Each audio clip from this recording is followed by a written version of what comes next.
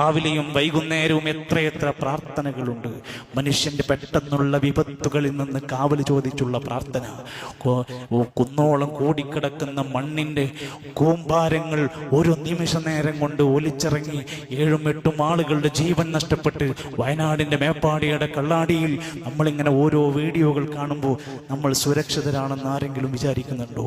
ഒരിക്കലും പ്രതീക്ഷിക്കാത്തൊരു സമയത്ത് ഒരു ബിൽഡിംഗ്, ഒരു വാഹനം, ഒരു ചെറിയ വെള്ളപ്പാച്ചിൽ കൊണ്ട് എത്രയോ പേരുടെ ജീവനുകൾ ഇല്ലാതെയാകാൻ സാധ്യതയുണ്ട് എന്ന് തിരിച്ചറിവുണ്ടാവണം.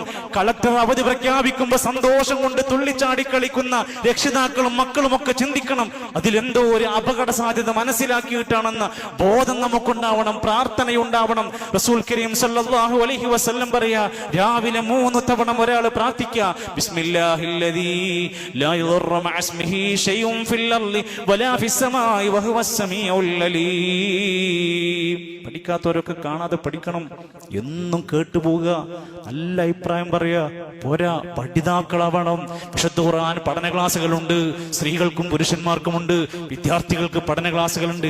നബി തങ്ങൾ പറയാണ്, ഇതൊക്കെ പഠിച്ചാൽ, ഇതൊക്കെ ചൊല്ലിയാൽ, അവൻ രാവിലെ 3 തവണ ഇത് പറഞ്ഞാൽ ഇല്ലാലം യദുറഹു ശൈഉൻ, പെട്ടെന്നുള്ള ദോഷങ്ങൾ അവനെ ബാധിക്കില്ല. അതൊരു അല്ലാഹു തആല വെച്ചൊരു സബബാണ്. വാഹനം ഓടിക്കുന്ന ആൾക്കാരാണ് നമ്മള്. പലതരം വാഹനമുണ്ട് നമ്മുടെ കയ്യില്.